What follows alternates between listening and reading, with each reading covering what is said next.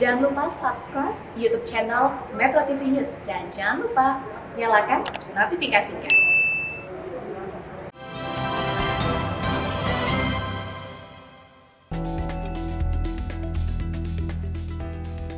Pemirsa, ibarat penyakit menular, kejahatan seksual masif tersebar. Pengesahan RUU TPKS pun tidak bisa lagi ditawar.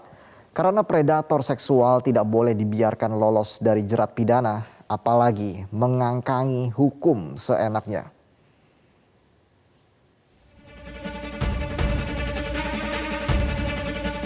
Hukuman mati. Itulah tuntutan jaksa kepada predator seksual Heri Wirawan yang memerkosa 13 santriwatinya. Diberi kesempatan menanggapi tuntutan jaksa, Heri meminta majelis hakim untuk meringankan hukumannya.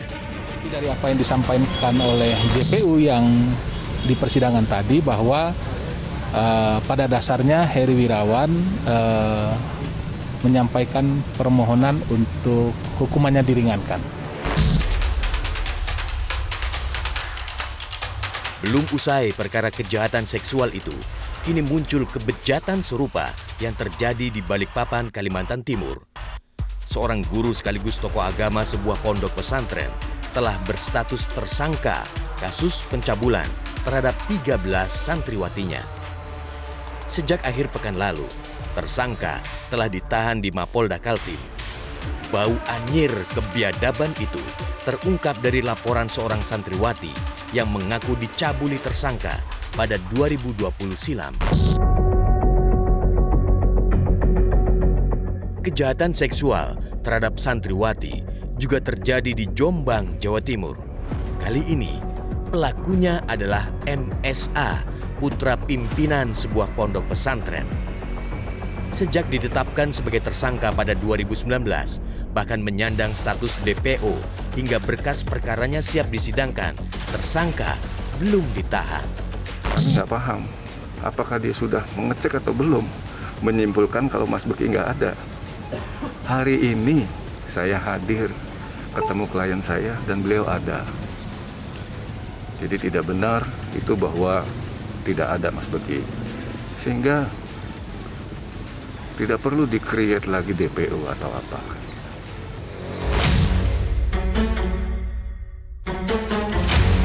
Bukan karena polisi memberi pengecualian lantaran pelakunya putra seorang ulama pemilik sebuah pondok pesantren, tetapi karena massa melindungi dengan menghalangi aparat yang akan menangkap pelaku.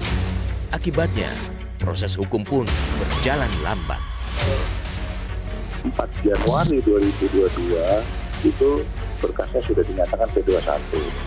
Otomatis kewajiban kami adalah menyerahkan berkas tersangka maupun barang bukti ke kejaksaan atau istilahnya tahap 2. Kemarin juga kami mendatangi pondok pesantren untuk memberikan surat pengantar untuk menghadapkan yang bersangkutan ke kejaksaan. Tapi disampaikan oleh pihak keamanan pesantren bahwa yang bersangkutan tidak ada. Oleh sebab itulah melatar belakangnya kami mengeluarkan DPO terhadap yang bersangkutan. Bersikap seolah mengangkangi hukum, tersangka yang tidak kooperatif menjalani proses hukumnya menuai kecaman dari 2 santriwati yang menjadi korban nafsu bejat pelaku. Saya tidak terima dengan tindakan asusila yang telah diperbuat oleh Mas Beli terhadap saya dan juga teman-teman saya. Dan saya mau Mas Beli dihukum seberat-beratnya sesuai dengan hukum di negara Indonesia. Tidak akan terulang lagi. Cukup sampai sini, nggak ke adik-adik saya yang lain.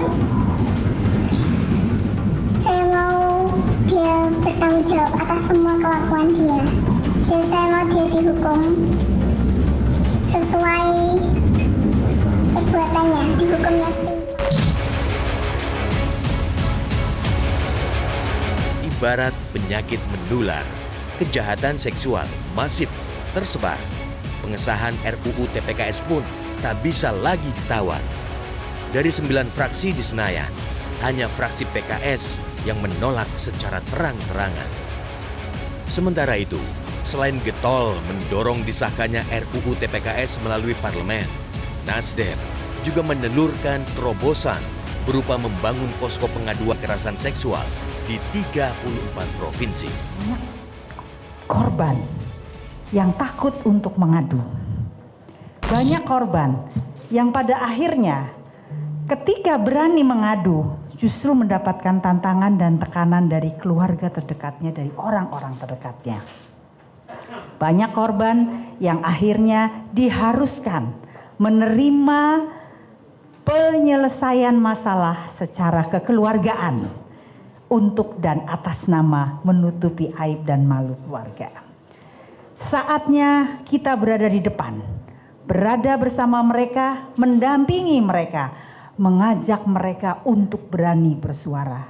Karena hanya dengan membangkitkan keberanian mereka, kita bisa memulai perjuangan ini dengan benar dan dapat menyelesaikan dengan tuntas.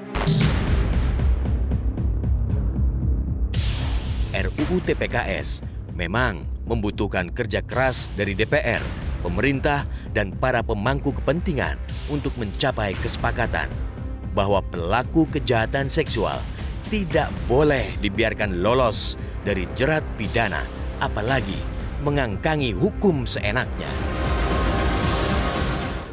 Dan usai sudah Metro This Week pemirsa, saya Valentinus Reza mewakili kerabat kerja yang bertugas mengucapkan terima kasih atas perhatian Anda. Sampai jumpa.